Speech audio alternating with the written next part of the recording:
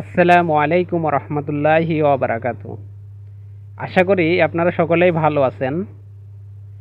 আজ আমি কথা বলতে যাচ্ছি দাঁত নিয়ে। দাঁত মুখের খুবই গুরুত্বপূর্ণ একটি অঙ্গ। দাঁত ছাড়া মানে দাঁত ছাড়া মানুষের চলা খুবই কষ্টকর। যাদের দাঁত নেই তারাই বোঝে দাঁত ছাড়া মানুষ কতটা অসহায়। আপনি যে কোনো খাবার খেতে যাবেন, যদি ভালো করে না চিবান তো সেই খাবারের স্বাদটা আপনি পাবেন না। এই কারণেই আপনার দাঁত খুবই গুরুত্বপূর্ণ একটি অঙ্গ। কথায় আছে দাঁত থাকতে মানুষ দাঁতের মর্ম বোঝে না। কথাটা খুবই খুবই সত্য। দাঁত খুবই উপকারী একটি অঙ্গ। এটি আমরা সবসময় যেন মনে রাখতে পারি। আমরা যেন ভুলে না যাই, যেন দাঁতের যত্ন নিতে আমরা কোনো সময় ভুল না করি। ইসলামে আছে মেসওয়াক করা সুন্নত। রাসূল সাল্লাল্লাহু আলাইহি ওয়াসাল্লাম দাঁতকে এত গুরুত্ব দিয়েছেন, ৫ ওয়াক্ত নামাজে আপনি ৫ বার ওযুর সময় আপনি মেসওয়াক করতে পারবেন। শুধু মেসওয়াক করলেই হবে না, মেসওয়াক করাটা আপনি সুন্নত। মেসওয়াক করলে আপনি সওয়াব পাবেন। এই কারণেই আমরা দাঁতের যত্ন নিতে যেন ভুল না করি। বিশেষ করে আমরা খেয়াল রাখব, দাঁত দিনে ২ বার ব্রাশ করাটা খুবই জরুরি। সকালে একবার খাওয়ার পরে এবং রাত্রে ঘুমানোর আগে অবশ্যই ব্রাশ করাটা খুবই জরুরি। আপনি যদি নিয়মিত ২ বার ব্রাশ করেন তাহলে দেখবেন আপনার দাঁতে খুব একটা প্রবলেম হবে না। আপনি যখনই একটু আলসেমি করবেন বা ব্রাশ করতে ভুলে যাবেন, তখনই দেখবেন আপনার দাঁতে হয় পানি ধরছে, আর না হইলে দেখা যাচ্ছে গর্ত হচ্ছে। এগুলো দেখা দেয় আরকি। তো এই কারণেই আপনি কোনো সময়ের জন্যই ভুল করবেন না দিনে ২ বার ব্রাশ করতে। আরেকটা জিনিস একটু খেয়াল রাখতে হবে, সেটা হচ্ছে আপনি ব্রাশ করেন ঠিক আছে, কিন্তু কোন পেস্ট, কোন টুথপেস্ট বা কোন কোম্পানির পেস্ট বা কেমন পেস্ট ব্যবহার করছেন এটি আপনি খেয়াল রাখবেন। তবে আপনি যদি দাঁতকে পরিষ্কার রাখেন, এর জন্য আপনি গুরুত্বপূর্ণ পেস্ট নয়, আপনি যদি ছাই, মাটি, কয়লা দিয়েও আপনি দাঁত পরিষ্কার করেন এতেও খুব একটা ক্ষতি হবে না, কিন্তু দাঁত আপনার পরিষ্কার রাখতে হবে। আপনি যদি ভুল করেন যে না দাঁতটা আমার ভালো কোম্পানির পেস্ট দেওয়া লাগবে, আবার দেখেন যদি আপনি ভালো কোম্পানির পেস্ট দিতে পারেন তাহলে তো আলহামদুলিল্লাহ, আর কিছু লাগেই না। আপনি মেসওয়াক দিতে পারেন। তারপরে এভাবেই আর কি আপনি দাঁতকে সবসময়ের জন্য চেষ্টা করবেন যে পরিষ্কার যেন থাকে আপনার দাঁতটি। আর বিশেষ করে খেয়াল রাখবেন যে কখনো কোনো দাঁতে যদি সামান্য ক্যারিজ বা সামান্য গর্ত দেখেন, তাহলেই আপনি সাথে সাথে কোনো ডেন্টালিস্ট বা দাঁতের ডাক্তারের শরণাপন্ন হবেন।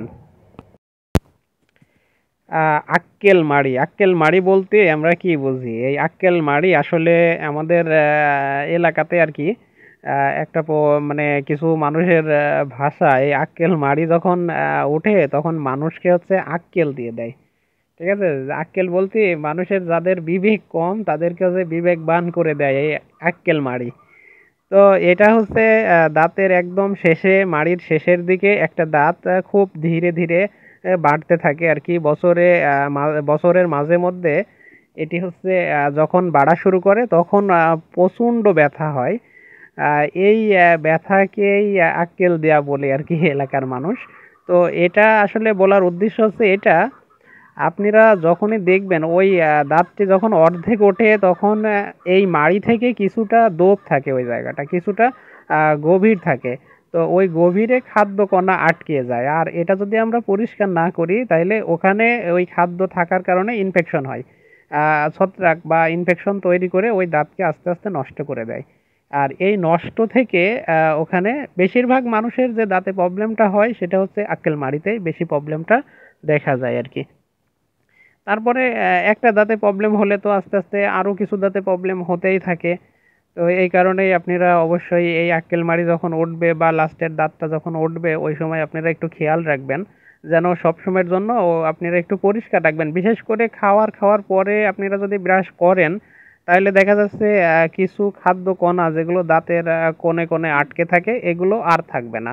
তো এইগুলো যদি না থাকে তাহলে আপনাদের দাঁত সুস্থ থাকবে আর কি, দাঁতে ওখানে আপনাদের জীবাণু তৈরি হবে না, যার কারণে দাঁতটা ক্ষয় হবে না আর কি।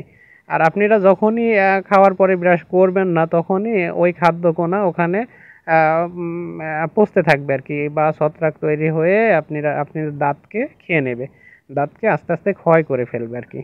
তো এই কারণে আপনারা প্রত্যেকবার চেষ্টা করবেন খাওয়ারের পরেই যেন আপনারা ব্রাশ করতে পারেন। এবারে বলি দাঁতের চিকিৎসা। আপনারা যখনই দাঁতে কোনো প্রবলেম দেখা দেবে তখনই তো বললাম যে আপনারা ডেন্টালিস্ট বা দাঁতের কোনো দাঁত বিশেষজ্ঞ একটা ভালো ডাক্তারকে দেখাবেন। এটা তো আপনাদের গেলেই তারা সিদ্ধান্ত নেবে যে আপনার দাঁতে কি করা লাগবে বা কি ট্রিটমেন্ট দিলে আপনার দাঁত ভালো হবে। তো এ থেকেও আপনাদের যেমন আমাদের গ্রাম থেকে আমরা যদি কোনো একটি আহ, স্বাস্থ্যকেন্দ্রে বা সরকারি স্বাস্থ্যকেন্দ্রে ডাক্তারের কাছে যেতে যাই, তাহলে আমাদের এখান থেকে প্রায় 10 কিলোমিটার না হলেও প্রায় কাছাকাছি বা তার চাইতে কিছু বেশি পথ আমাদের অতিক্রম করে তারপরে আমাদের স্বাস্থ্যকেন্দ্রে যাওয়া লাগে বা ভালো একজন ডাক্তার বা দাঁত বিশেষজ্ঞর কাছে যাওয়া লাগে। তো এর ভিতরে তো আমরা এইভাবে দাঁতে যন্ত্রণা শুরু হইলে তো থাকা সম্ভব না। তো এখন আপনারা কি ধরনের ট্রিটমেন্টগুলো নেবেন যেগুলো নিলে আপনারা সুস্থ থাকবেন আর কি? আপাতত সুস্থ বলতে আপনারা কিছুটা আরাম পাবেন, কিছুটা বেদনা কমবে, এই ধরনের কিছু ট্রিটমেন্ট আছে। তার ভিতরে আপনাদের প্রথমেই বলি সেটা কিছু গাছ গাছড়া যেগুলো আপনারা ওই যে লবঙ্গ, তারপরে হালকা লবণ পানি এগুলো কুলি করতে পারেন, এগুলো করলেও কিছুটা পরিমাণ দাঁতের যন্ত্রণা কমবে। তারপরে বিশেষ করে ব্যথানাশক কোনো ওষুধ খাওয়া যাবে না, ব্যথার কোনো ট্যাবলেট বা ব্যথার কোনো ক্যাপসুল এটা কখনোই নেওয়া যাবে না। তো তারপরে আপনারা হোমিওপ্যাথি নিতে পারেন। হোমিওপ্যাথিতে দাঁতের জন্য খুবই ভালো ট্রিটমেন্ট আছে, যেটা আপনার দাঁত যতক্ষণ মানে ক্যারিজ বড় আকারের গর্ত না হবে ততক্ষণ পর্যন্ত হোমিওপ্যাথি নিলে আপনাদের দাঁতে পানি ধরা, তারপরে এই যে শিরশির করা, এগুলো থেকে বেশ আপনারা নিরাপদ থাকবেন। তো আমি বলবো হোমিওপ্যাথিতে কিছু মেডিসিন আছে যেগুলো দাঁতের জন্য খুবই ভালো কাজ করে। তবে আমার পরামর্শ আপনারা যখনই দাঁতে দেখবেন গর্ত তখনই আপনারা কোনো একজন ডেন্টালিস্ট বা দাঁতের ডাক্তারের কাছে গিয়ে সেটার একটা মেরামত যেটা করলে আহ, যেটা করলে আপনাদের দাঁতটা ভালো থাকবে আর কি। ডাক্তার যে সাজেশন দিবে সেটা অবশ্যই মেনে নেওয়াটাই উত্তম। তবে ক্ষণিকের জন্য আপনাদের ব্যথা কমানোর জন্য হোমিওপ্যাথি খাইতে পারেন। হোমিওপ্যাথিতে যে মেডিসিনগুলো আছে আমি বিশেষ করে ট্রিটমেন্ট করে থাকি একোনাইট। একোনাইট 30 খুব ভালো রেজাল্ট দেয়, আপনি দাঁতের যন্ত্রণা হঠাৎই দেখা দেয়, আর হঠাৎ একোনাইটের খুব দারুণ একটা সিমটম আর কি। তারপরে মার্কসল আছে, তারপরে আপনার ক্যালক্রিয়া ফ্লোর আছে, আহ, তারপরে অ্যাসিড ফ্লোর আছে, এগুলো দাঁতের জন্য খুবই ভালো কাজ করে। বিশেষ করে মেজেরিয়া মার্কসল এই দুটি দাঁতের হোমিওপ্যাথির চিহ্নিত ঔষধ আর কি। আপনার দাঁতের যদি অনেক সময় দেখা যায় মাথার দিকে ক্ষয় হয়ে যাচ্ছে, অনেক সময় দেখা যাচ্ছে গোড়ার দিকে ক্ষয় হয়ে যাচ্ছে, তো এই মেজেরিয়াম এবং মার্কসলের লক্ষণগুলো মিলিয়ে আপনারা অবশ্যই এটা দিলে খুব দারুণ রেজাল্ট হবে আর কি।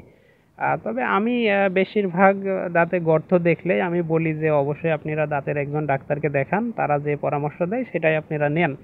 আর তারপরেও যদি অনেক সময় ওই যে যন্ত্রণা কমানোর জন্য একোনাইট দিলে, মার্কসল দিলে এটাতেই কিছুটা পরিমাণ দাঁতের যন্ত্রণা কমে।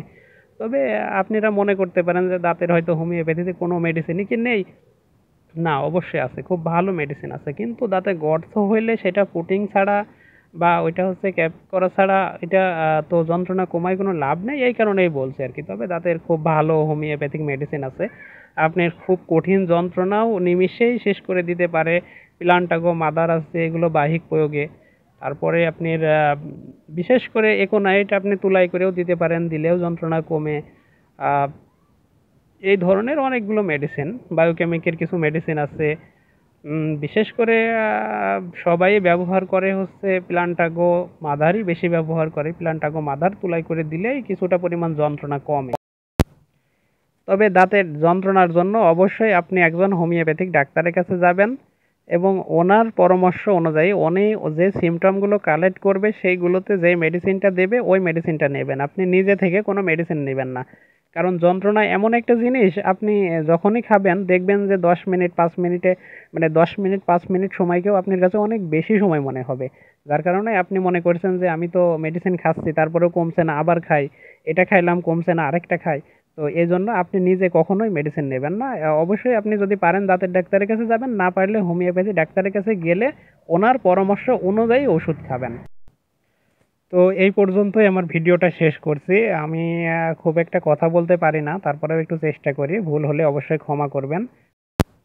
আর দয়া করে আমার চ্যানেলটি একটু সাবস্ক্রাইব করে রাখবেন। আমার ভিডিওটি একটু লাইক শেয়ার করেন। আর ভালো লাগলে অবশ্যই। আসসালামু আলাইকুম রহমতুল্লাহি ওয়া বারাকাতুহু।